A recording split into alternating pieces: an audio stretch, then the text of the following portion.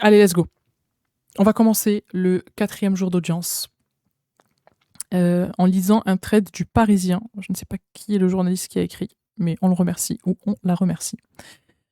Bonjour et bienvenue dans ce nouveau direct. Ce direct est consacré à la 4e journée du procès de Dehbiya Benkired. Ce mercredi, pour la 4e journée d'audience, qui débutera à 9h30, le programme est chargé. La cour débutera avec le psychologue qui a expertisé l'accusé en début d'après-midi. Les parties civiles seront auditionnées. La journée se terminera avec l'interrogatoire de l'accusé. Ce mardi, le procès de Dehbiya Benkired, jugé pour le viol et le meurtre de la petite Lola, a été marqué par un échange lunaire entre l'accusé et l'amour de sa vie, un homme qui aurait provoqué sa haine et précipité son geste abject. C'est parti pour la 4e journée. Ce matin, la cour va entendre Nicolas Estano, le psychologue qui a réalisé l'expertise de l'accusé. Nicolas Estano, 47 ans, est un psychologue clinicien expert près de la Cour d'appel de Paris. Il a été désigné pour effectuer l'expertise psychologique. Il a rencontré à 4 reprises l'accusé sur une période de 3 mois. Pour son rapport, il s'est basé sur le dossier d'instruction et sur l'expertise psychiatrique. Durant ces entretiens, elle a affiché une forme de défiance par le biais de regards fixes. Hein. Dans cette regarder fixement, c'est de la défiance? Peut-être qu'il lui posait des questions et qu'elle était comme ça, je sais pas. Oh, bref.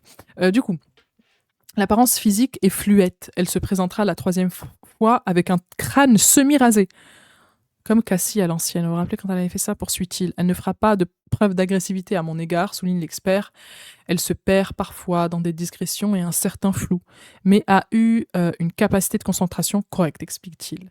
L'expert souligne néanmoins des propos bizarres liés à la sorcellerie, en lien avec des croyances familiales. C'est ce que je vous dis depuis le début, c'était sûr, c'est ça.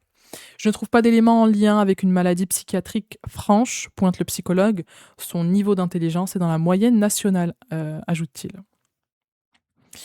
À la barre, l'expert évoque une froideur affective liée probablement à des carences affectives à l'enfance. Devant le psychologue, l'accusé a affirmé avoir été violé par un voisin et a évoqué des corrections paternelles et des maltraitances de la part de ses tantes, dont elle a parlé durant le procès. Selon le psychologue, le décès de ses parents a été extrêmement mal vécu par Dehbiya Benkired.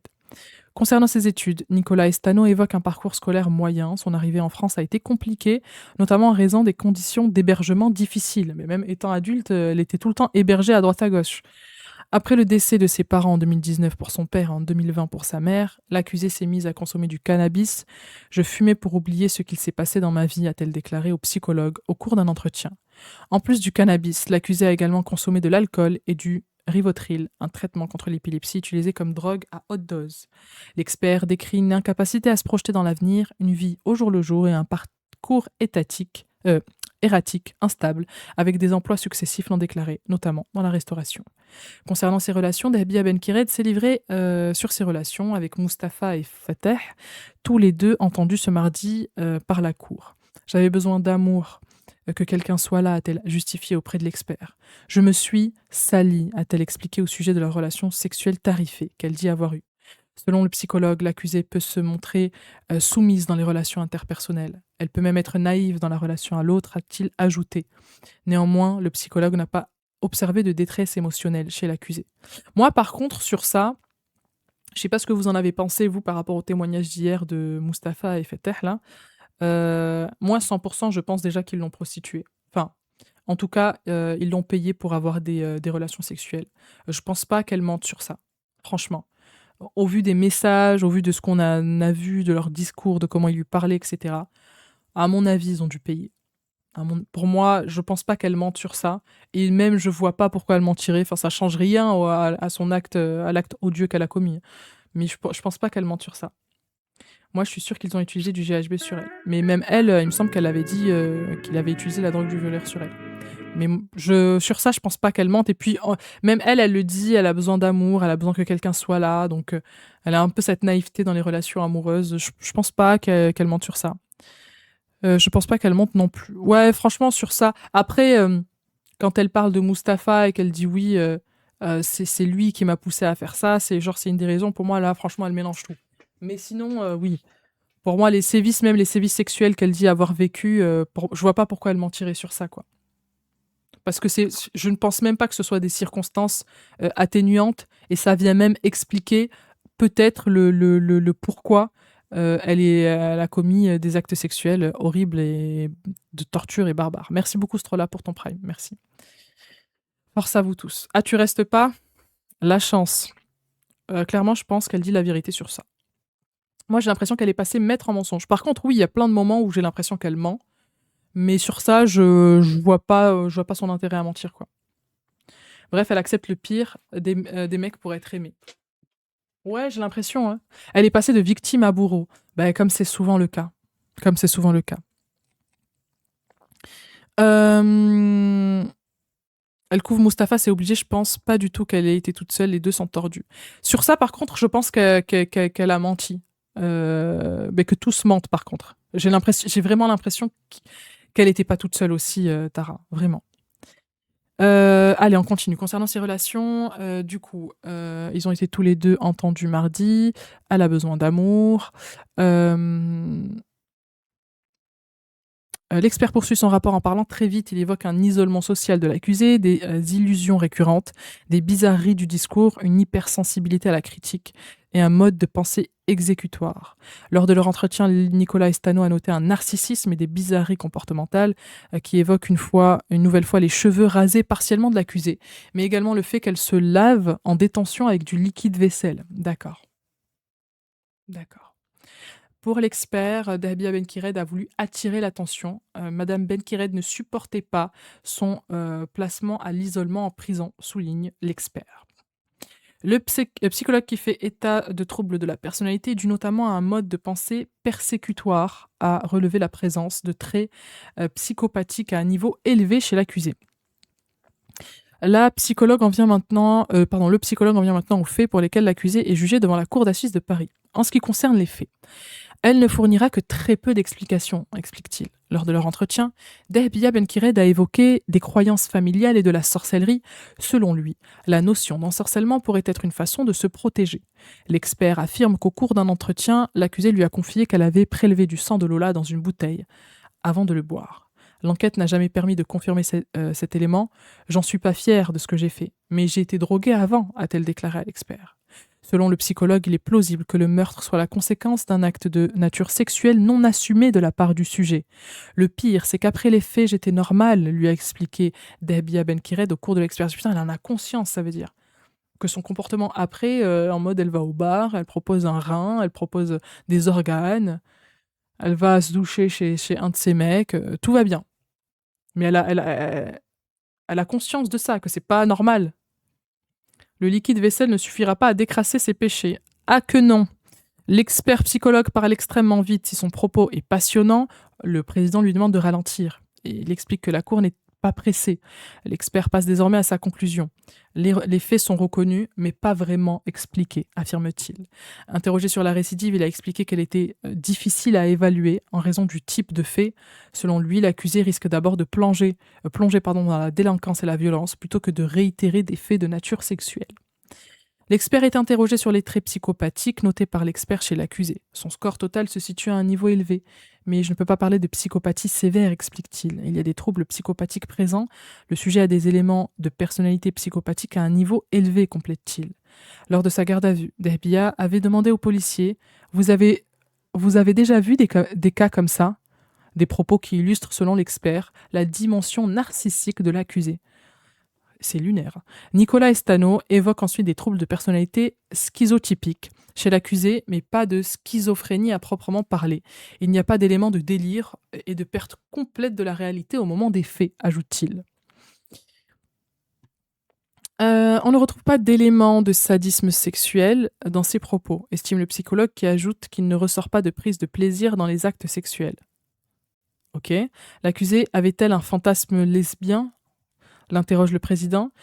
Pourquoi on parle pas de pédophilie dans ce cas, plus que de fantasme lesbien? C'est d'abord une agression sexuelle, un viol suivi d'un crime, répond l'expert par la négative. Concernant la mutilation post-mortem et le transport, l'accusé est resté très flou et n'a pas fourni beaucoup d'explications selon l'expert qui penche pour une tentative de dissimuler le cadavre et une exploration post-mortem assez morbide de voir le corps de l'autre. C'est horrible. Mettre le corps dans la malle, c'est aussi une façon de dissimuler la chose. Mais carrément, c'est pas lesbien, c'est pédo, point barre. Bah ouais, je comprends pas pourquoi on parle de fantasme lesbien plutôt que de pédophilie. Je comprends pas la question du président, là, vraiment. Il est nul ce psy, attendons demain le psychiatre. Oui, de toute façon, c'est toujours mieux les psychiatres. On a remarqué dans les procès. Mais franchement, là, je comprends pas. Bref, on continue. Du coup, donc mettre le corps dans la malle, c'est une façon de dissimuler pour l'expert. L'accusé a une réaction en chaîne. C'est d'abord une agression sexuelle, le reste découle de là avec l'impossibilité de l'admettre et ensuite on fait taire l'enfant. Une fois qu'on a franchi le Rubicon, on essaye de faire disparaître cet acte, explique l'expert. Devant les policiers, Dahbia Benkired avait justifié son geste par différentes raisons. Une vengeance contre la mère de Lola Davier, qui avait refusé de lui donner un badge pour accès à l'immeuble, rue Manin, mais également une colère contre son ancien compagnon Mustapha. Mais quelle horreur! Ça, c'est ce qu'elle avait dit devant les policiers. Que de une, elle voulait se venger de la mère de Lola qui lui a pas donné un putain de badge. Allô? Quoi?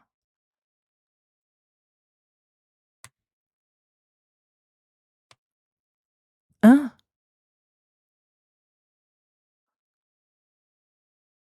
Les experts sont quasiment toujours mauvais, les psychiatres comme les psychologues experts sont rarement très bons. Et pourquoi, pourquoi? Parce que dans l'inconscient collectif, on n'associe pas la pédophilie à une femme, plutôt à un homme. Ouais, mais bon, là, enfin, moi, j'aurais pas pensé à un fantasme lesbien. Surtout qu'elle était dans le milieu de la prostitution. Bon, il me semble que elle aurait pu se trouver une femme avec qui explorer ce fantasme-là si c'était un fantasme. Bref, on continue. Du coup, donc, la mère de Lola a pas donné de badge et elle voulait se venger de Mustapha. Et c'est Lola qui a pris. C'est génial, super. Le président interroge maintenant l'expert sur les propos de l'accusé qui a affirmé que ce sont des échanges de SMS entre elle et son ex Mustapha qui l'ont amené à commettre son crime. Pour le psychologue, Lola a été le réceptacle de cette colère-là. Mais quand on perd l'objet de l'amour investi, il y a la volonté de prendre sa revanche. Lola Davier est une victime par procuration de la colère qu'elle avait contre Mustapha, estime l'expert qui ajoute « Il y a une rage estimée sur quelqu'un qui n'est pas là. Donc on va exprimer cette rage sur une personne qui est là. » Mais en plus, il n'y avait pas tellement de rage. On a vu les échanges qu'ils ont eus juste avant, qu'elle commette cet acte, ce meurtre, ce viol. Ils se parlaient, bon, normal, ils susputent, etc. hein. Mais je veux dire, il n'y avait pas de réelle raison d'avoir de la rage ou de la colère qu'elle devait transférer sur quelqu'un. Enfin, je vois pas. Il n'y a aucun rapport entre Lola et Mustapha, c'est pas logique. Mais en plus, même avec Mustapha, elle n'était pas en froid. Je comprends pas. Elle était dans un trip de rituel, elle croyait vraiment que le sacrifice d'enfant allait lui amener pouvoir et richesse. Ok. On continue. Dabia a-t-elle des remords ou de la culpabilité? Pour l'expert, l'accusée reconnaît que ce qu'elle a fait est grave, mais elle reste dans une froideur émotionnelle, à distance. Ce sont des paroles toutes faites. Elle dit oui, j'ai tué un enfant, c'est terrible. C'est un pauvre ange qui est parti, elle n'a pas mérité ça. Après ce que j'ai vu de la personne, est-ce que j'ai vu la personne dans une culpabilité écrasante? La réponse est non, répond l'expert, qui évoque à nouveau une froideur, une distance et une absence d'empathie. Maître Mathias Darmon, l'avocat de l'association Innocence en danger, revient maintenant sur l'audition de l'accusé, durant laquelle, on lui a présenté les faits du cadavre, les photos du cadavre de l'enfant. Elle a dit « ça ne me fait ni chaud ni froid. Moi aussi, je me suis fait violer. » Waouh. Qu'en pensez-vous? Pour l'expert, l'accusé a des difficultés à se mettre à la place de l'autre. Un égocentrisme marqué, répond l'expert. On sait qu'il y a eu des actes de violence du vivant de la jeune fille. Est-ce que le sadisme peut intervenir par cette voie-là? Est-ce que les coups portés sur un enfant, ça dit quelque chose sur ce sadisme, sur cette volonté de faire souffrir l'autre? L'interroge l'avocat général. Si l'accusé n'explique pas avoir eu du plaisir dans les sévices sexuels, il y a dans les actes de l'accusé un plaisir presque sexuel, des sévices infligés à quelqu'un, explique l'expert qui ajoute que le sadisme sexuel est quelque chose d'assez rare. L'accusée peut-elle avoir évolué en détention? S'adressant à l'expert, Maître Valois, l'avocat de l'accusé, pardon, explique qu'elle a été traitée et suivie psychiatriquement aux UMD, unités pour malades difficiles, d'abord avec un traitement forcé, puis de manière volontaire. Ça peut expliquer un changement de comportement, un profil psychologique différent de celui qui vous a été dressé, avec une évolution sur un certain nombre de points. Même après 15 ans de suivi, on ne va pas changer la personnalité de quelqu'un, répond le psychologue, qui reconnaît néanmoins qu'il peut y avoir une meilleure gestion des émotions. Mais quelqu'un qui a des troubles de personnalité paranoïaque va les garder, ajoute-t-il. Après le décès du père de Lola en février 2024, Dehbiya Benkired a écrit une lettre au juge, à la juge d'instruction. « Bonjour madame le juge, je suis au courant de la mort du papa de Lola. Ça me rend triste que je sois à l'origine de ça. Paix à son âme. » A-t-elle écrit dans cette lettre, lue par Maître Valois, son avocat, qui demande s'il ne s'agit pas d'une amélioration de l'empathie identifiable. C'est une prise en considération de la réalité, ça peut être se sentir responsable de la mort de quelqu'un, répond l'expert. En plus, elle le dit, ça me rend triste que je sois à l'origine de ça. Donc, limite, elle avoue un deuxième crime. D'avoir tué une deuxième personne, quoi. Quelle salope, désolé. Bah, t'excuses pas. L'accusé est invité à réagir. Ok, donc là, c'est elle qui parle. Vous aviez l'air... Ah non, c'est ce président qui lui demande. Vous aviez l'air attentive, du moins au début, lance le président. C'est normal, je dors pas de la nuit, répond Dehbiya. Si elle était attentive au début, l'accusée a semblé perdre concentration au fur et à mesure de l'audience. Qu'est-ce que vous avez retenu, Madame Benkired, lui demande le président. Tout. Qu'est-ce qu'il a dit est vrai, répond l'accusée avant de bégayer. J'ai pas tout retenu, je comprends pas tout le français, ajoute-t-elle. Vous avez dit que vous étiez contente de lire que les experts avaient dit que vous n'étiez pas folle, rappelle le président. L'accusé confirme. Vous avez compris cette histoire de psychopathie, lui demande le président. Non, répond l'accusé. Dehbiya a ensuite expliqué qu'elle voyait une psychologue en prison qui lui faisait du bien. Vous nous expliquerez comment ces séances vous aident cet après-midi, demande le président. On verra, répond l'accusé. Ok, petite suspension, on reprend. Le président précise qu'elle est incarcérée depuis le 17 octobre 2022 à la maison d'arrêt de Fresnes. Il demande à l'accusée comment elle vit sa détention. C'était très dur au début, explique l'accusée qui précise qu'elle a par la suite recommencé à parler à ses sœurs. Ça va mieux, déclare-t-elle. Elle a été placée à l'isolement pour sa sécurité, précise le président. Les gens faisaient que m'insulter au début, explique-t-elle. Elle poursuit, expliquant qu'elle parle maintenant avec plusieurs détenus par la fenêtre. Le président explique qu'elle a été exaspérée par les par les mesures de sécurité la concernant. Les surveillants passent toutes les heures, ils allument la lumière toutes les heures, explique Dehbiya. Le 19 novembre 2022, au tout début de sa détention, l'accusée a dégradé un mur de sa cellule et elle a mangé la poussière et le plâtre. Selon un rapport des surveillants lu par le président. Je m'en rappelle pas, explique-t-elle. Je sais que mes sœurs faisaient ça quand elles étaient petites, mais moi je faisais pas ça, ajoute-t-elle. Je vous jure, elle est complètement charvée. Si elle ne comprend pas, elle aurait eu un interprète, non? Alors, j'avais vu la vidéo d'une fille qui va... j'ai oublié son nom. Qui va, elle, au procès. Elle y va directement. Et apparemment, Dehbiya Benkired parle très très bien français. Elle s'exprime très très bien en français. Donc en fait, quand elle dit « je comprends pas », elle doit faire exprès de dire « je comprends pas ». Mais en tout cas, elle n'a pas besoin d'interprète. Apparemment, elle parle bien français. On continue.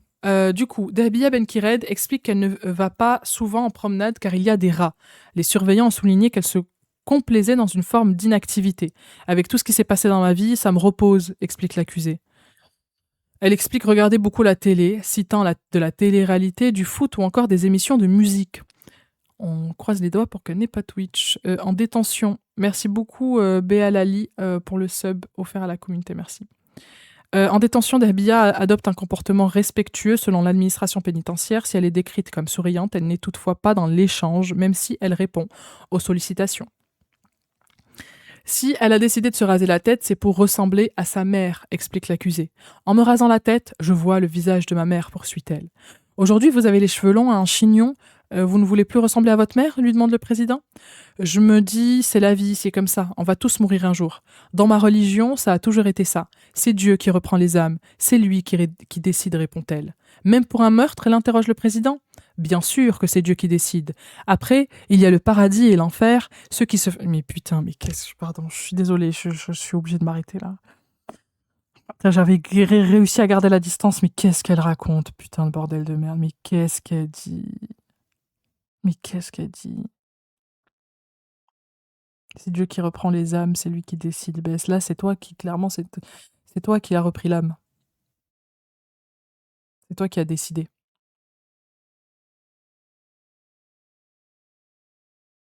La provocation, on va tous mourir un jour, c'est Dieu qui décide pour Lola, c'est une perverse. C'est fou. C'est fou. Hein.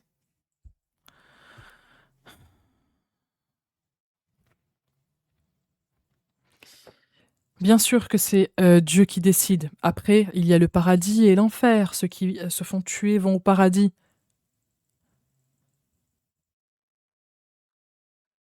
Et les autres, à moins qu'ils soient repentis, poursuit-elle. Et vous, vous allez partir où? Enchaîne le président. C'est pas moi qui choisis, mais moi, je me suis repenti.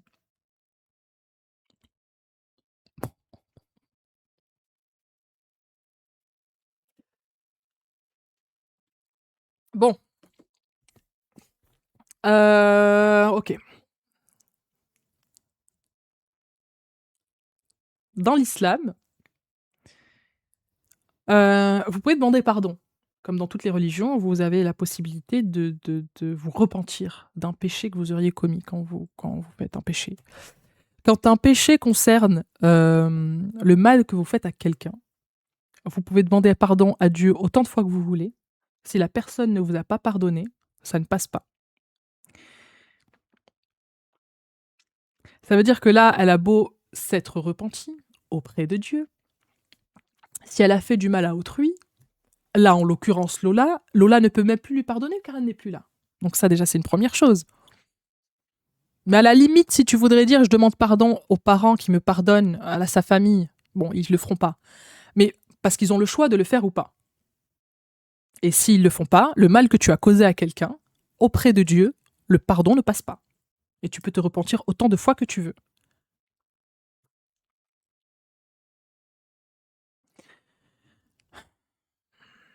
Donc rien que sur ça, sa propre religion, elle la connaît pas.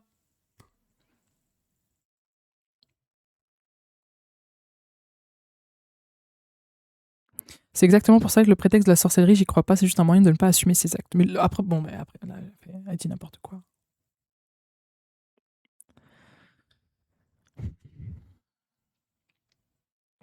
Elle a l'air d'une personne crédule et simple. Après, ça se voit qu'elle est manipulable dans son esprit. Elle est persuadée que ses croyances sont des réalités, c'est du délire complet, de fou.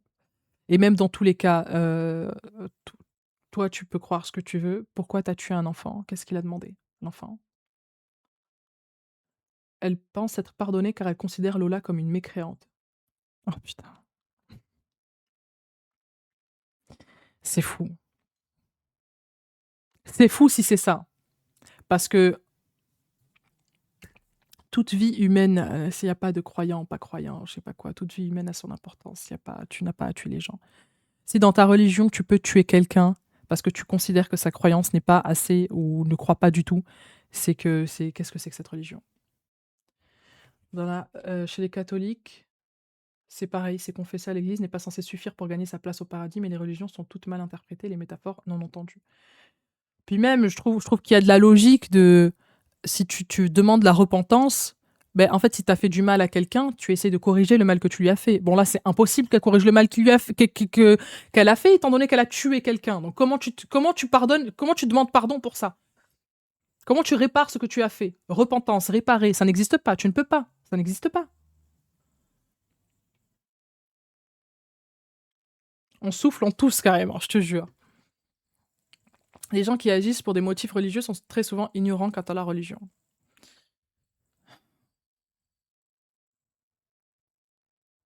Bah, les terroristes qui croient à une récompense divine après avoir commis leur meurtre, c'est du même niveau. Ah non, mais c'est pareil, c'est du pareil au même. Hein. C'est exactement la même chose. C'est exactement la même chose.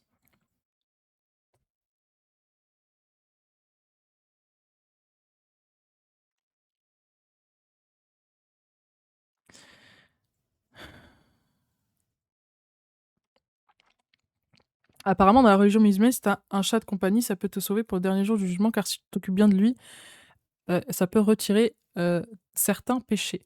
En fait, dans la religion musulmane, le concept, c'est que Dieu est miséricordieux. Donc, il peut être miséricordieux. Être miséricordieux, c'est pouvoir tout pardonner. Mais il n'empêche que tes actes ont des conséquences, et si tu fais du mal à quelqu'un, son pardon, il y a même un concept encore. Enfin, c'est-à-dire que, imaginons que tu parles sur quelqu'un, tu parles mal dans son dos, ok. Cette personne, c'est comme si tu, entre guillemets, tu mangeais sa chair, et le jour du jugement dernier, si cette personne estime que tu lui as vraiment causé du tort en parlant mal, elle peut te prendre des bons points et te refiler des mauvais points. Vous voyez ce que je veux dire? Tu sais, il y a plein de trucs comme ça. Après, oui, dans il y a le concept de la miséricorde, c'est ça. C'est de dire que Dieu, il est miséricordieux et il peut tout pardonner. Mais enfin,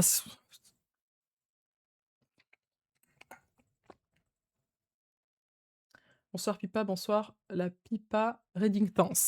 Bon bref, après, franchement, j'ai même pas envie de rentrer dans un débat religieux dans une affaire de meurtre. Franchement.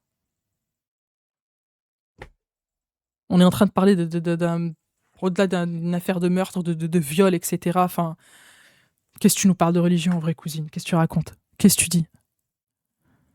Il n'y a pas et plus grand-chose à pardonner par tous ces actes. Mais il y a tellement à pardonner que, enfin, et même dans tous les cas, tu ne peux pas demander pardon à quelqu'un qui n'est plus là. Tu l'as tué. C'est toi qui as pris son âme.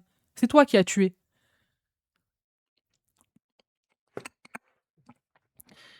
Les Hassanettes. Bon, bref, on va pas rentrer dans un débat religieux, mais enfin, pour moi, ça n'a même pas lieu d'être. Après sa tentative de suicide, on continue. Franchement, on s'en fout, elle n'a jamais eu la foi. Enfin, je veux dire, si la religion, ça te rend pas meilleur, ça fait pas de toi une meilleure personne, je sais pas, tu religieuse quoi, en fait? À quoi ça te sert? Vraiment. Après sa tentative de suicide, Dehbia a été placée à l'UMD, donc unité pour malades difficiles, en raison de comportements qui interrogeaient, rappelle le président. L'administration pénitentiaire trouvait votre comportement dangereux, notamment pour vous, explique-t-il, citant une tentative de suicide. J'ai essayé, mais j'ai pas réussi, répond l'accusé. Se suicider aussi dans la religion, normalement, t'as pas le droit. Mais bon, bref, on continue. Je me suis rendu compte que j'étais vraiment malade et que j'avais besoin de me soigner, explique l'accusé au sujet de son hospitalisation. C'est quoi votre maladie, lui demande le président. Ben, j'étais un peu folle, enchaîne Dehbia, qui ajoute c'est pas bien ce que j'ai fait. C'est horrible.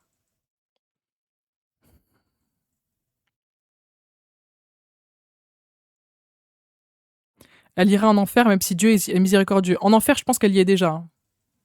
Franchement. Elle est déjà en enfer. Vous avez vu ce qui se passe dans sa tête. T'as pas besoin d'attendre le jugement dernier. Hein. Rien ne justifie de tuer un être humain et surtout pas un enfant. Ah, mais je suis totalement d'accord. Rien, absolument rien. Mais vous voyez bien, même moi, je suis contre la peine de mort.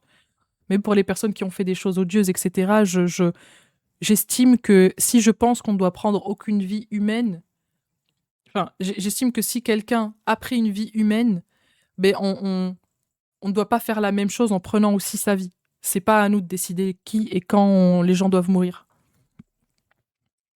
Elle n'arrive pas à se suicider alors qu'elle a torturé à mort à une enfant. Bah ouais. Ça l'aide, la religion, elle se persuade que son repentir lui assure le paradis. Mais franchement, c'est de la psychiatrie de haut level. Hein. Bah, si elle veut se raccrocher à ça. Hein.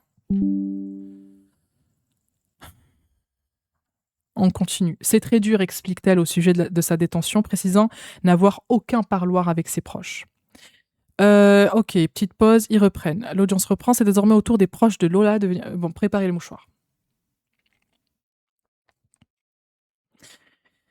Les proches de Lola, c'est au tour des proches de Lola de venir témoigner. Delphine Davier, la mère de Lola, s'avance à la barre pour prendre la parole en premier. Ce moment est très important pour moi. Je vais vous parler de ma Lola, de ma mini-moi, débute Delphine Davier, habillée tout en blanc, qui lit un texte. Lola est une jeune fille, elle parle au présent. Je vous jure, quand on a écouté son interview, le fait qu'elle parlait au présent et tout, ça me touchait de ouf. Lola est une jeune fille sociale, aimante, heureuse de vivre, naïve, toujours prête à aider son prochain. Avant ce drame, nous avions une famille très simple, très à l'écoute les uns des autres. explique-t-elle en pleurant. Il y avait des disputes aussi, mais Lola venait s'excuser, et il y avait un câlin, poursuit-elle. La mère de Lola explique avoir expliqué à ses enfants de faire attention aux inconnus. Si on vous agresse, n'hésitez pas à crier. Puis est arrivé le jour du drame, continue Delphine Davier en revenant sur ce 14 octobre 2022. Lola est rentrée manger, elle est repartie au collège. Je l'ai embrassée, je lui ai dit à tout à l'heure, poursuit-elle. Elle a dû se refaire le film de la dernière fois qu'elle a vu sa fille 1 milliard de fois. Quand Lola a croisé cette chose, ce monstre, la mère de l'adolescente préparait les bagages pour partir à notre mobil-home à Berck, continue la mère de Lola. Je culpabilise, je n'ai pas pu sauver ma Lola. Mon mari et mon fils s'en veulent beaucoup aussi, poursuit Delphine. Qui aurait pu imaginer ce qui allait se passer quand Lola a croisé cette chose, ce monstre, questionne la mère de Lola. Pourquoi nous? Pourquoi Lola? Mon cœur de maman est meurtri à jamais, poursuit-elle. Rien ne mérite d'avoir autant de haine, de mépris et d'acharnement contre ma Lola, poursuit la mère, qui appelle l'accusé la chose.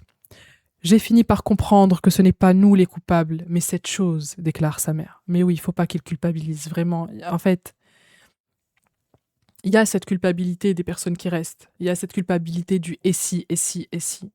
Mais en soi, la seule personne responsable, c'est Dahbia. Je me dis que j'ai de la chance d'avoir mon fils Thibaut à mes côtés, sinon je ne serais peut-être plus là. Je vous rappelle que j'ai perdu ma Lola et mon mari, décédé en février 2024. Mon travail, mon logement, toute ma vie s'est effondrée. Je me demande parfois comment je tiens debout, poursuit la mère de l'adolescente.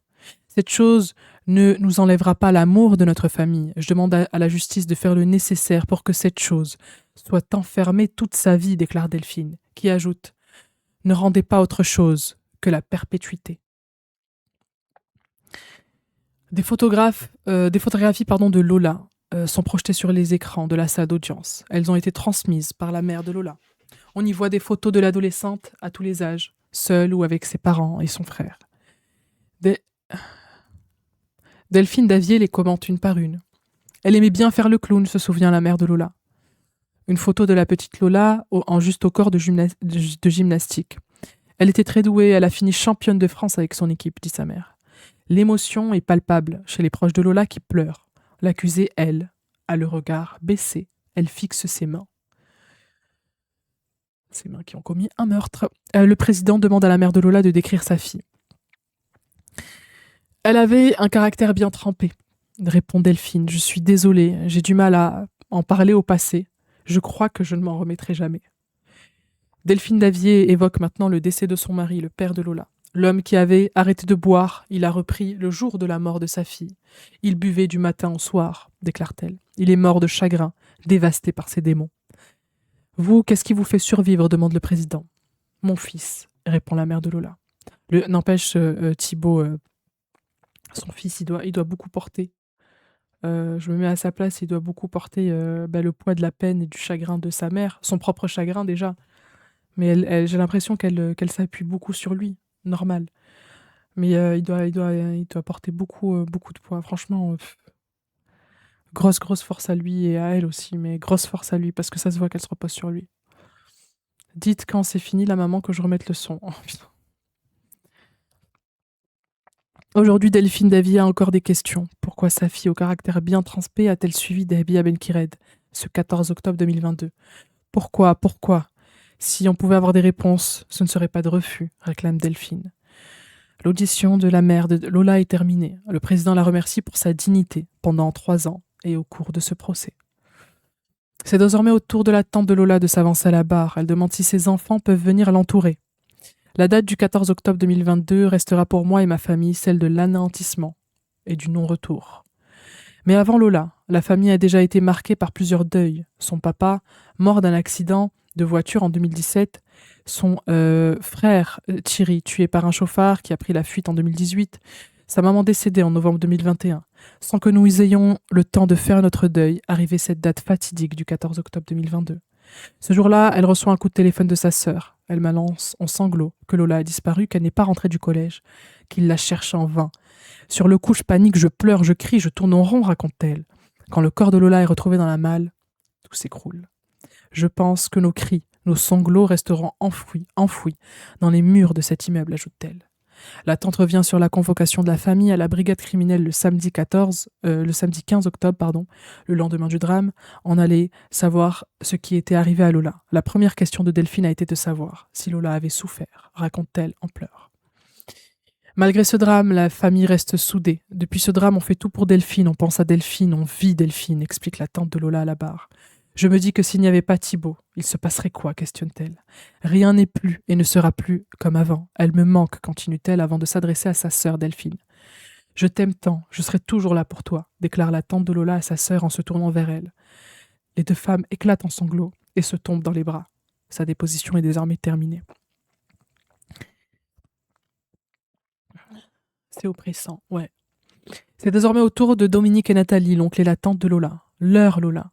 À quel moment, dans quel esprit saint, naît une telle monstruosité et avant le moment fatidique, n'y a-t-il pas un instant où on se dit stop? Ses yeux d'enfant devaient en dire long, débute l'oncle de Lola, qui lit lui aussi un texte. Pourquoi cet acharnement? Poursuit-il en s'adressant à l'accusé. Ce n'est pas toi, Delphine, ou toi, Thibaut, qui devez vous sentir responsable de quoi que ce soit. La culpabilité qui vous ronge n'a pas lieu d'être, je suis sûr que tu es d'accord avec moi, Lola, poursuit son oncle. Ce procès est pour moi un dernier adieu, mais je te promets, Lola, de ne jamais t'oublier, complète la tante de Lola. On t'aime, ma Lola, ajoute l'oncle. Ce sont désormais tous les cousins et cousines de Lola qui s'avancent à la barre. Ils choisissent d'évoquer des souvenirs heureux avec Lola. On parle beaucoup de cette personne à qui on cherche une infinité d'excuses alors que pour moi, il n'y en a pas. On va essayer chacun d'évoquer un souvenir heureux, déclare le premier cousin de Lola, à prendre la parole. Mon premier souvenir de Lola remonte avant même sa naissance, explique-t-il. Il avait 12 ans. Quand elle est née, il raconte avoir posé sa tête sur le ventre de sa tante enceinte de Lola. Pardon.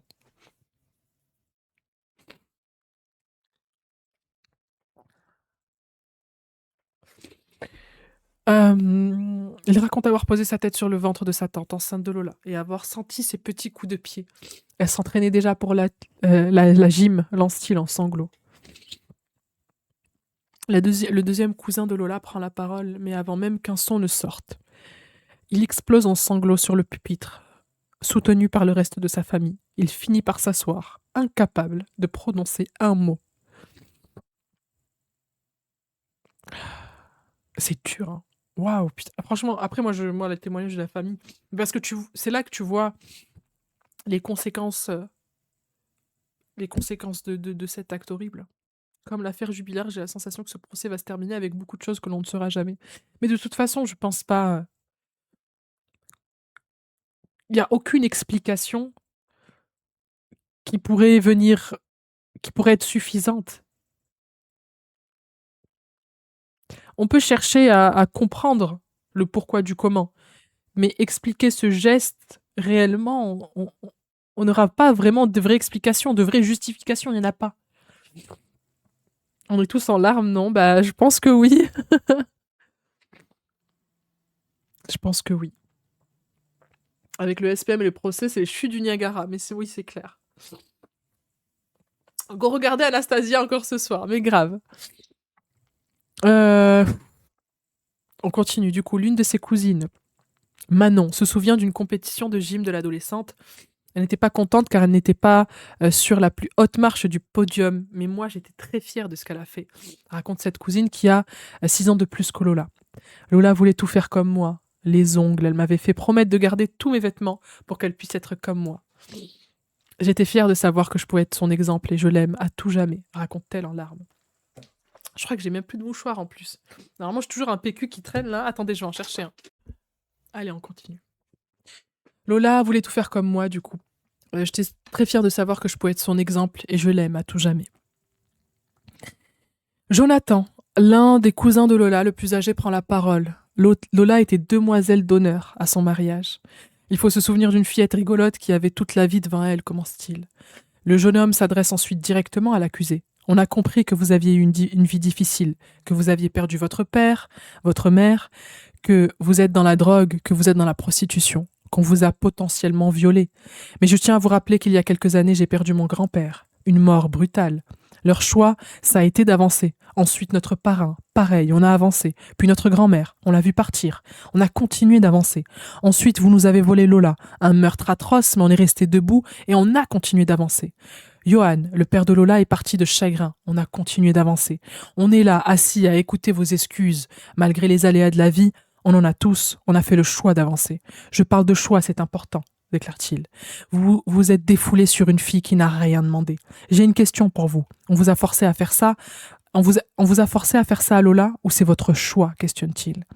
Le cousin explique ensuite vouloir consacrer ses derniers mots à Lola. On ne t'oubliera jamais, tu étais magnifique, tu étais un rayon de soleil plein de vie. On est tellement fiers de t'avoir vu grandir. Pour toi, pour Johan, pour Thierry, on va vivre pleinement. On ne vivra pas notre vie à moitié. On n'oubliera jamais ton visage. On ne veut pas que ton visage soit celui de la haine, conclut-il.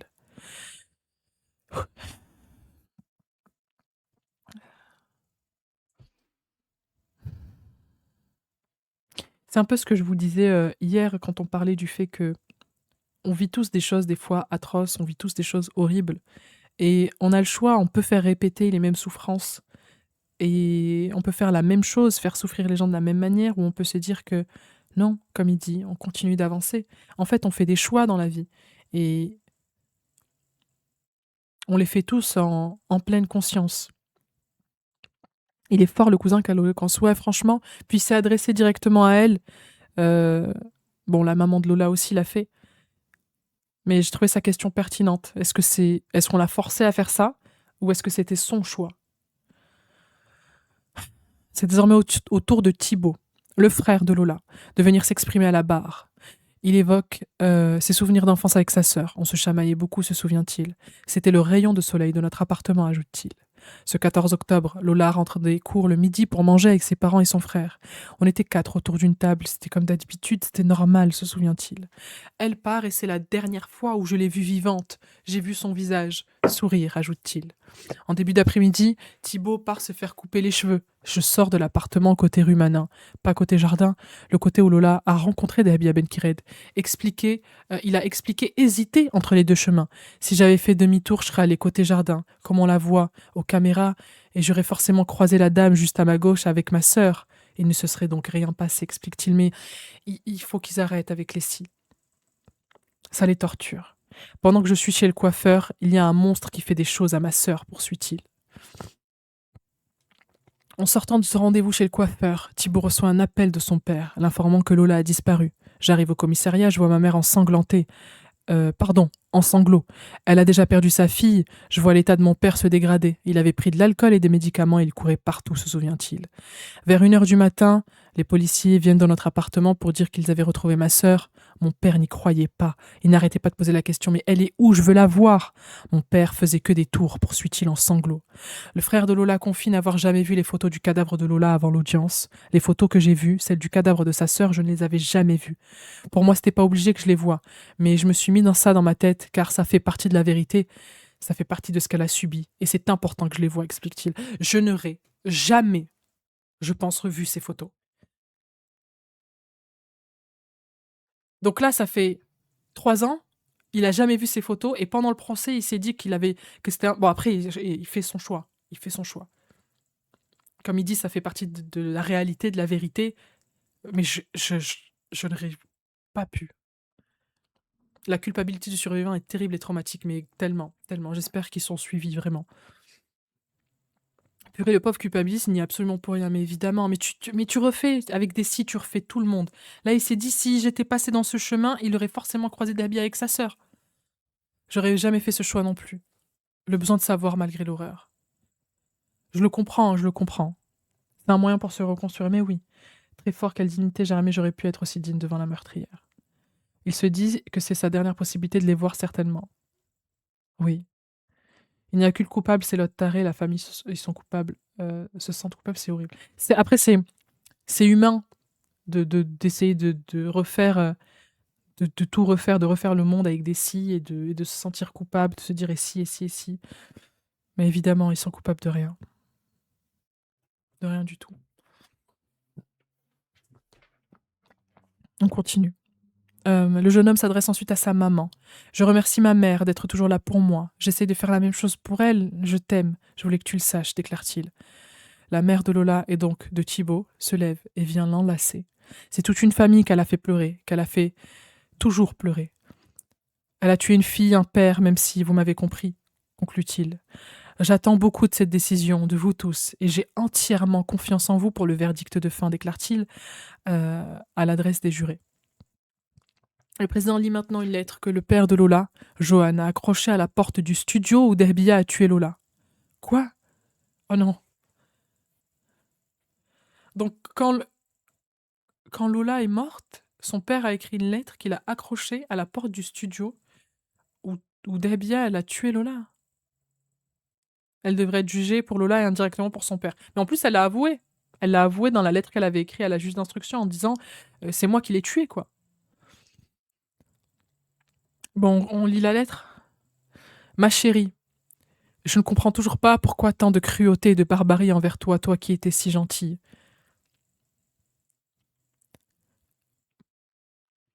J'ai hâte de te retrouver, avait-il écrit sur ce mot. Ton papa qui t'aime pour la vie. L'homme qui était abstinent depuis plusieurs années a replongé dans l'alcool le soir de la mort de Lola. C'est vrai qu'il y a beaucoup de doutes sur sa culpabilité. La culpabilité de qui? Le président invite maintenant Dehbiya à réagir aux propos des proches de Lola. Pendant les témoignages poignants des proches de la victime, l'accusée n'a pas montré la moindre émotion. Elle regardait devant, fixement, ou à ses pieds. Faut savoir que... Là, c'est elle qui parle. Faut savoir que j'arrive pas à pleurer en public. Mais une fois que je suis isolée, je pleure tout le temps. Ça me touche ce qu'ils ont dit. Encore une fois, je demande pardon, explique-t-elle. C'est fini le papa, oui, c'est fini. C'était juste la lettre qu'il avait accrochée. Ah, putain. Ah, la porte.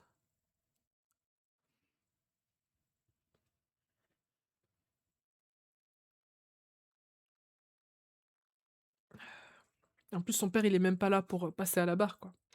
Donc je pensais pour ça, ils ont pris quelque chose qu'il avait dit après le meurtre. Comment elle peut dire ça? Bah, je sais, franchement, c'est vraiment pas le truc qui m'étonne le plus, là.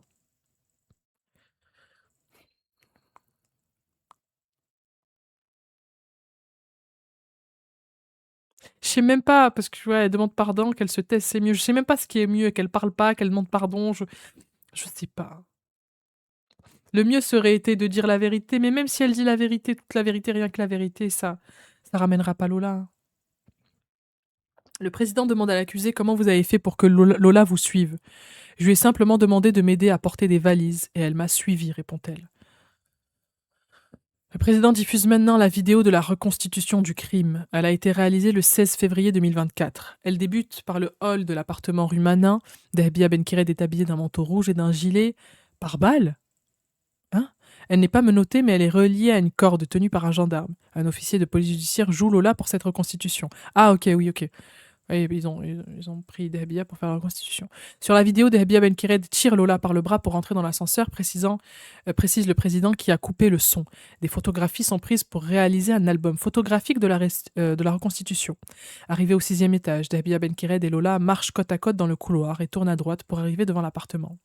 On passe maintenant à l'intérieur de l'appartement. Dehbiya Benkired tire Lola par le bras et l'emmène dans la salle de bain. La scène suivante est celle où Dehbiya entoure le corps de Lola de scotch. Elle réalise ses gestes sur un mannequin factice de la taille et du poids de Lola.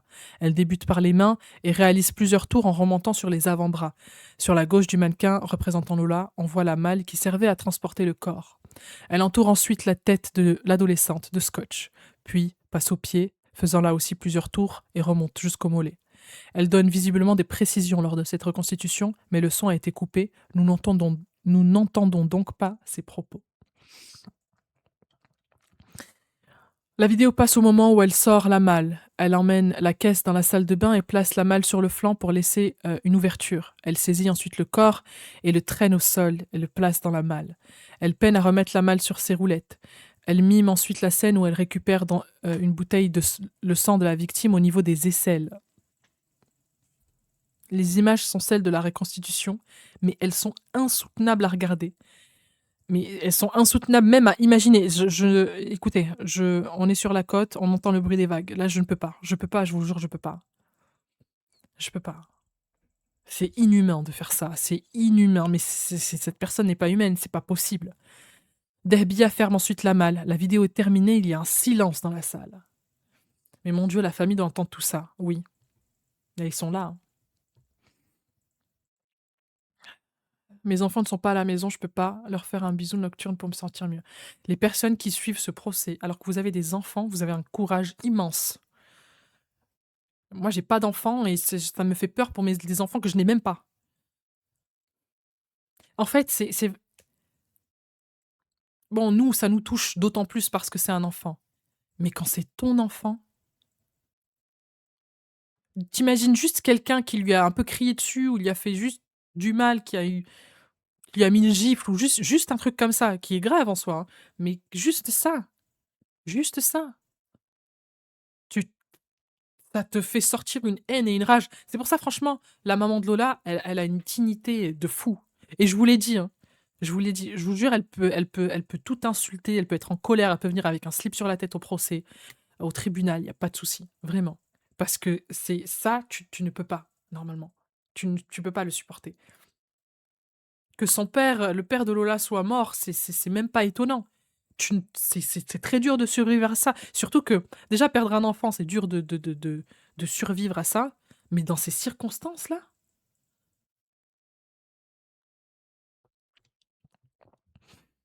après avoir visionné les images de la reconstitution, on passe désormais à l'interrogatoire de l'accusé. Hier, vous avez indiqué qu'après avoir erré dans la résidence, vous avez expliqué que les messages échangés avec Mustapha vous ont mis suffisamment en colère pour vous rendre chez lui, à Brie-sur-Marne, et le blesser par arme à feu. Hein?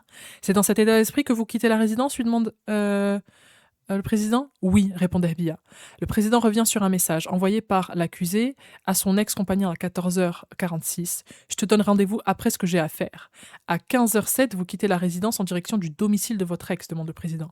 Oui, j'ai croisé une dame avec son bébé et après Lola, je lui ai demandé de m'ouvrir la porte car je n'avais pas de badge. Je lui ai parlé pour lui demander de m'ouvrir la porte. Je n'ai pas vu Lola dans la rue, je l'ai vue dans l'allée de la résidence, dans le jardin, explique l'accusé.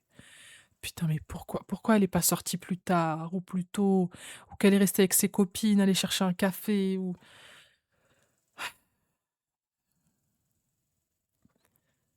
Lola est notre enfant à toutes, mère, tante, mamie, etc. Nous sommes toutes solidaires avec la famille Lola. Ah non, mais clairement, clairement.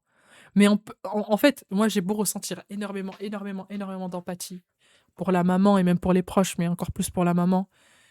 Mais en fait, on ne peut même pas s'imaginer ce que ça fait. Je crois qu'on n'a même pas 10%. Même ça. Même 10%, je crois qu'on les a même pas. En vrai. Pourquoi Dahbia Benkiret s'en est pris à Lola si elle veut se rendre à Brie-sur-Marne pour voir Mustapha? Je sais pas. D'un coup, je me suis dit dans ma tête, je vais faire du mal à quelqu'un. Mais ce n'était pas Mustapha. Car il n'était pas venu me voir. Je savais pas que j'allais tuer en arriver à ce point-là, mais finalement, ça a été le cas. J'avais trop de haine en moi. Je voulais la sortir en quelqu'un. Mais va taper dans un sac de boxe ou tue-toi toi-même en fait. Qu'est-ce que je comprends pas ce truc de dire j'avais de la haine en moi, il fallait.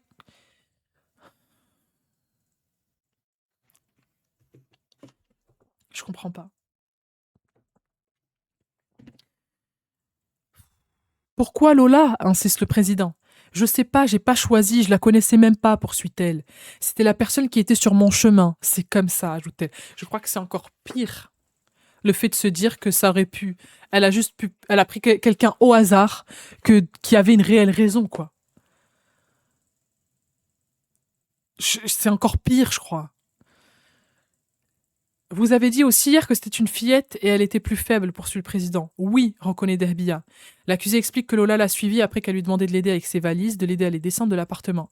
Là, votre plan, c'était déjà de lui faire du mal, poursuit le président. Malheureusement, oui, reconnaît l'accusé. Elle poursuit. Moi, je descends les deux valises et elle m'aide. Puis, elle met sa main sur les valises et je l'entraîne dans l'ascenseur, explique-t-elle, soutenant que Lola a badgé l'ascenseur pour elle et qu'elle a attendu en bas devant l'ascenseur, le temps qu'elle aille chercher ses valises.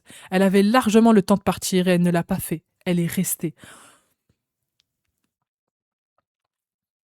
Vous nous dites qu'elle vous a attendu alors que vous avez dit que ses parents ne voulaient pas, pointe le président. Qui ne semble pas la croire, lui demanda à plusieurs reprises. Vous êtes sûr?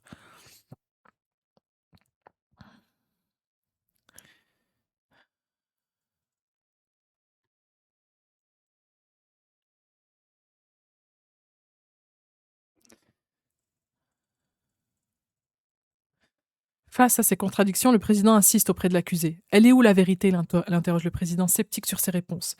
C'est pas que je voulais la tuer, mais je voulais lui faire du mal. Je voulais faire du mal à quelqu'un. Mais vu que je l'avais violée, autant la tuer, lâche Dahbia.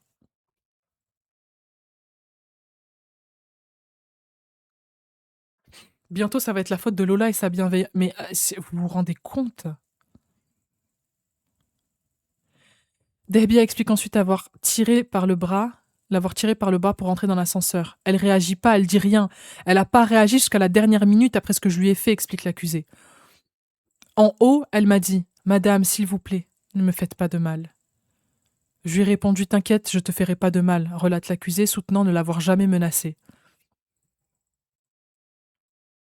Une fois dans l'appartement, Dahbia demande à Lola de se déshabiller. Selon son récit, elle se retrouve nue dans cette pièce. Et elle a encore peur, demande le président. L'accusé acquiesce. Pourquoi l'accusée a-t-elle demandé à Lola de prendre une douche? J'ai infligé à Lola ce qu'on m'avait déjà fait, explique Dahbia, faisant référence à ses propos la veille, où elle avait expliqué que son ex-compagnon lui demandait de se doucher avant de lui imposer une fellation. Vous aviez une envie sexuelle, demande le président. L'accusé confirme, explique que d'un coup c'est venu dans sa tête. Vous aviez l'idée de vous faire pratiquer un cunilingus par Lola avant la douche, demande le président. J'y ai pensé quand elle était dans la douche, répond l'accusé. Pourquoi lui demander... Je garde la distance parce que là, c'est horrible ce qui se passe. Pourquoi lui demander de se doucher si vous vouliez un cunilingus? Pourquoi lui faire laver le corps et pas la bouche si vous vouliez juste un coup de cunilingus? Enchaîne le président. Je ne l'ai pas touché en bas, je l'ai jamais touché en bas, martèle l'accusé. À ce moment, Lola est dans la baignoire, assise nue sur un petit tabouret. Je lui ai...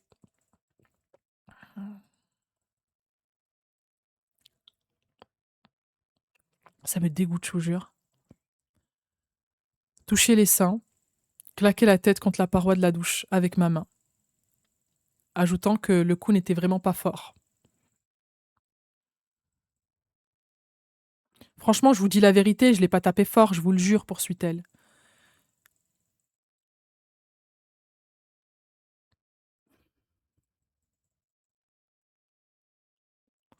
Selon l'accusé, Lola n'a pas perdu connaissance quand elle lui a frappé la tête contre le carrelage dans la salle de bain. Dans la douche, pour moi, elle s'est transformée en fantôme, elle disait rien, elle parlait pas. Ben, la sidération. La sidération. On dirait qu'elle dit ça comme pour dédouaner, comme pour dire ouais, non, mais elle était consentante, elle disait rien. Moi, on m'a dit que je l'ai scotchée, elle était encore vivante. Pour moi, elle était morte, estime l'accusé avant de se contredire. Quand je l'ai scotchée, on m'a dit que pour moi, son cœur battait encore, qu'elle était encore vivante. Voilà. Pour vous, elle est morte de quoi? Je veux vite finir là, ça y est. Pour vous, elle est morte de quoi, Lola? Questionne le président. Crise cardiaque, je crois, répondait Abia. Elle est morte d'un syndrome d'asphyxie, du fait du scotch ou parce qu'il y a eu strangulation, lui explique le président. Pas du tout, je l'ai pas étranglée, je l'ai juste scotché. Coupe l'accusé. Le président revient sur l'agression sexuelle que l'accusé a imposée à Lola. Lola, elle n'a pas crié, elle n'a pas pleuré. Non, elle n'a pas réagi. J'ai fait des cauchemars. J'en fais des cauchemars tous les soirs. Ah, c'est toi, tu fais des cauchemars. C'est toi, tu fais des cauchemars du fait que Lola n'ait pas réagi quand tu l'as violée. C'est toi.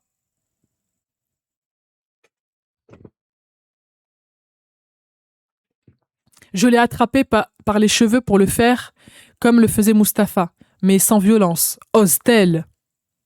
Précisant avoir... Même le journaliste du Parisien, il n'en peut plus, il est à deux doigts de réact. Précisant avoir mis la tête de l'enfant entre ses jambes. L'accusé affirme ensuite que Lola était d'accord pour faire tout. Ah ben oui, ben écoute, ben bien sûr.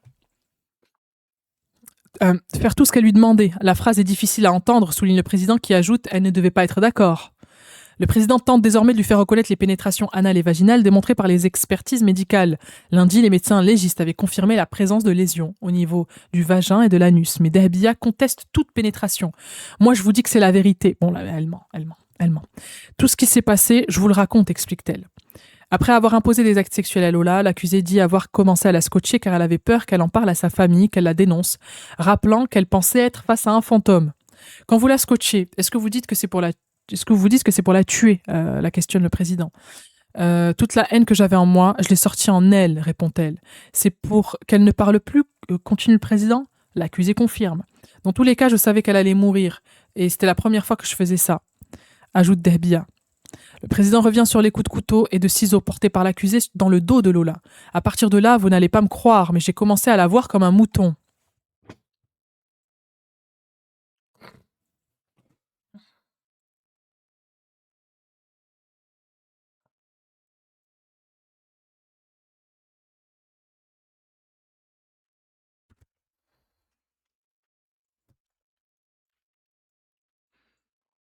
La peau était dure comme un mouton, explique l'accusé, qui ajoute qu'à ce moment-là, elle a inscrit les chiffres 0 et 1 sur les pieds de Lola.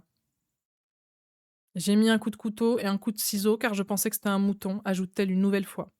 Si vous pensiez que c'était un mouton, c'est horrible, mais pourquoi vous ne l'avez pas égorgé, tente le président. J'y arrive pas, jamais, répond l'accusé. Bah, elle était quasi décapitée, non? Faut pas chercher, elle est juste timbrée. Et tout à fait, c'est pour ça. Franchement, il n'y a aucun débat à avoir. C'est juste de l'horreur.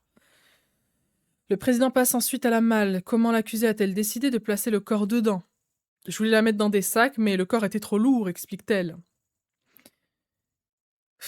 Le président lui demande si elle n'a Une pas... pensée à Lola plus petit que 3. Désolée, je coupe les trucs. Je peux pas. Le président lui demande si elle n'a pas pris une malle pensant qu'elle allait démembrer la victime. Je ne pourrais pas faire ça. Je peux pas faire un truc pareil. Poursuit l'accusé. Devant la juge d'instruction, elle a pourtant déclaré qu'elle pensait à la démembrer.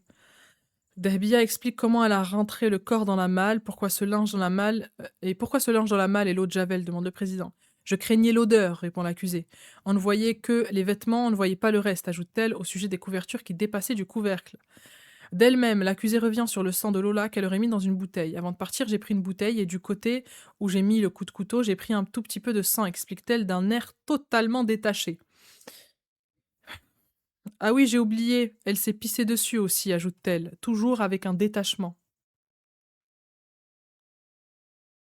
Lundi à la barre, le médecin légiste avait expliqué qu'au moment de l'asphyxie, les victimes pouvaient uriner.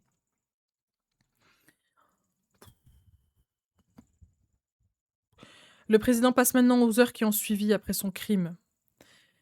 Et tout ça, la famille, la maman, même les animaux ne feront pas ça et n'ont pas de tel comportement. Je suis d'accord, Eric, je suis d'accord. Le président passe maintenant aux heures qui ont suivi après son crime. Dahbia décide de quitter la résidence avec les 2 valises et la malle dans laquelle se trouve le corps de Lola. Là, j'appelle tout le monde, explique-t-elle, ajoutant « Je suis revenue dans mon état normal et comme si rien ne s'était passé. » Bah du coup, c'est pas un état normal après ce qui vient de se passer. Elle confirme ensuite qu'elle s'est rendue dans le bar, le rallye, accompagnée d'un homme. Il est possible que vous lui ayez dit que vous vendiez un rein, lui demande le président. Pas du tout, répond l'accusé. En sortant du bar, Dahbia tente de monter dans un camion de ferrailleurs. Il me dit que j'ai pas assez d'argent, il me fait descendre, explique-t-elle. Je suis ensuite partie chercher des chouquettes.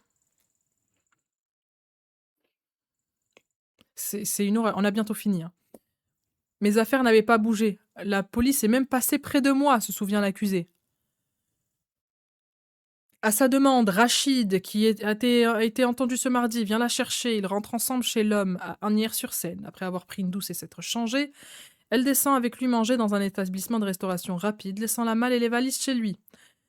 Après le dîner, Rachid lui aurait demandé de coucher avec elle. Après avoir refusé, elle repart sur Paris avec un hitch commandé par Rachid pour aller chez sa sœur, rue Manin, dans le 19e arrondissement.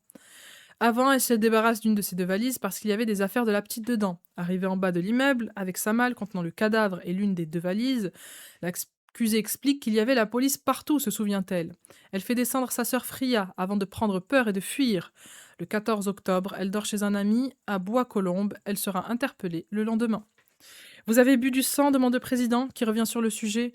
Non, j'ai laissé la bouteille chez Rachid, explique-t-elle. Affirmant qu'elle a mis le sang dans la bouteille pour pas qu'il ne coule par terre. Vous avez dit au psychologue que vous aviez bu du sang de Lola, insiste le président. J'ai dit n'importe quoi, je vais pas boire du sang, je suis pas un vampire, répond Dahbia Benkired. Je voulais simplement faire du mal à Mustapha. Je me suis vengée sur la petite Lola. C'était une personne plus faible que moi, je ne l'ai pas choisie, affirme l'accusé. Vous en vouliez tellement à Mustapha que vous avez fait subir tout ça à Lola, l'interroge le président, soulignant l'absurdité. Exactement, répond Dahbia. Le président rappelle que les parties civiles étaient en quête de vérité. Et j'ai dit toute la vérité, commente l'accusé. L'assesseur revient sur les propos de Dehbia Benkired qui martèle que la fillette n'a pas tenté de prendre la fuite, qu'elle s'est laissée faire sans crier, sans pleurer. Je comprends pas pourquoi elle s'est pas échappée, pourquoi elle est pas partie. Ça m'aurait évité tout ça. Ose l'accuser. Je comprends pas pourquoi elle s'est pas échappée. Est-ce que vous avez vécu d'autres situations où vous considérez des personnes face à vous comme des fantômes l'interroge un des assesseurs. C'était la première fois, mais j'ai déjà eu la sensation que quelqu'un me touchait et ce n'était pas un être vivant, répond l'accusé. À quoi correspondent les chiffres 1 et 0 découverts sous les pieds de Lola? Aux moutons, ajoute-t-elle.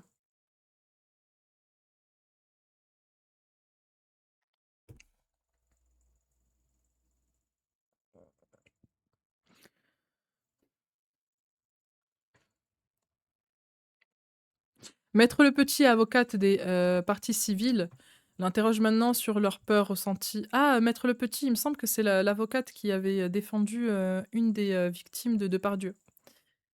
On continue. Vous dites jamais qu'elle avait eu peur, qu'elle a été traumatisée, lui demande-t-elle. Si, j'ai déjà dit qu'elle avait peur, répond l'accusé. Elle a eu peur tout du long, poursuit l'avocate. L'accusé acquiesce. Et ça ne vous a pas arrêté, questionne l'avocate. Non, répond Derbia. On passe maintenant aux questions des avocats de l'association d'Innocence en danger. L'une des avocats lui demande pourquoi elle n'a pas regardé les photos de Lola transmises par la famille diffusées ce mercredi. Je pouvais, et c'était plus fort que moi, j'en fais des cauchemars, répond Derbia. L'avocate lui rappelle néanmoins qu'elle a regardé les photos du cadavre de Lola dans la malle, diffusées au procès. C'est quoi vos cauchemars enchaîne l'avocate. Pour tout vous dire, je me suis fait violer jusqu'à en avoir un orgasme, lâche l'accusé. Question un peu crue, mais est-ce que vous êtes attiré sexuellement par les enfants? Enfin, quelqu'un pose la question, bordel demande l'une des avocates. Non, répond-elle.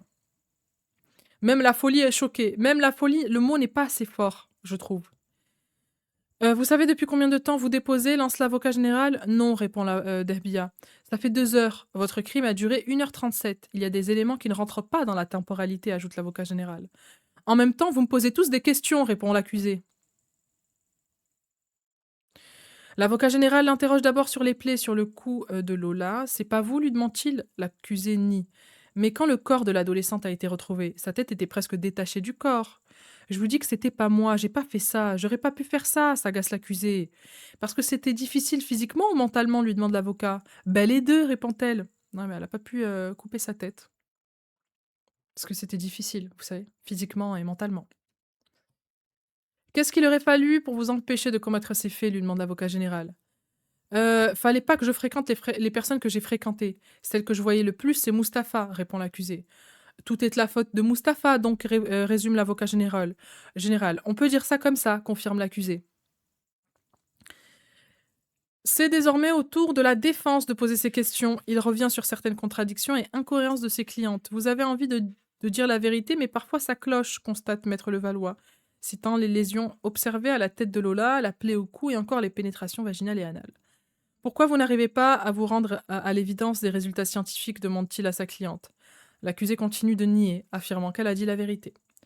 L'avocat de l'accusé insiste, estimant ne pas avoir de réponse à toutes ces questions. Je vous ai dit toute la vérité, j'ai plus rien à dire, rétorque l'accusé, visiblement agacé et épuisé en cette fin de journée. Mais en plus, c'est son avocat à elle qui lui pose toutes ces questions, elle veut pas lui répondre, mais même lui, il lâche pas l'affaire, quoi. Le président annonce la fin de l'audience, elle reprend demain à 9h30. On est ravis de la fin de cette journée d'audience, mais quelle horreur! Quelle horreur!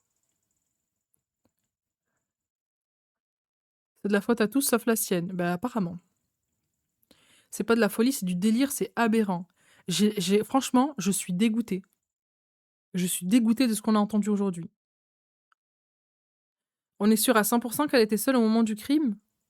Moi, je pense parce que après peut-être parce qu'elle a l'air persuadée de ne pas avoir, bon après elle est starbée, mais peut-être c'est pas elle qui l'a pénétré vaginalement et analement. Peut-être que c'est parce qu'il y avait d'autres personnes et c'est pour ça qu'il y avait des lésions. Je sais pas. Je sais pas. Je t'ai rarement vu lire un trait dans cette position et aussi vite en mode pansement qu'on arrache et c'est exactement franchement, je vous jure, là, je suis pas bien et vraiment en fait, je pouvais même pas tu ne peux pas réagir à du délire complet comme ça. Il y a rien à réagir, il y a rien à c'est juste tu prends l'info et c'est tout, hein. Oh, trop trash, puis qu'est-ce qu'on peut débattre? Franchement, je vois je y a rien à enfin, c'est de la folie pure, en fait. J'ai failli m'évanouir 3 fois. Heureusement, je suis assise, j'ai fait des palpitations au cœur. Moi, là, je vous jure, j'ai la migraine. C'est pour ça que je vous dis, quand on lit ce genre de truc, après, on est lessivé, en fait. On est lessivé parce que c'est juste de l'horreur humaine en 4K, quoi.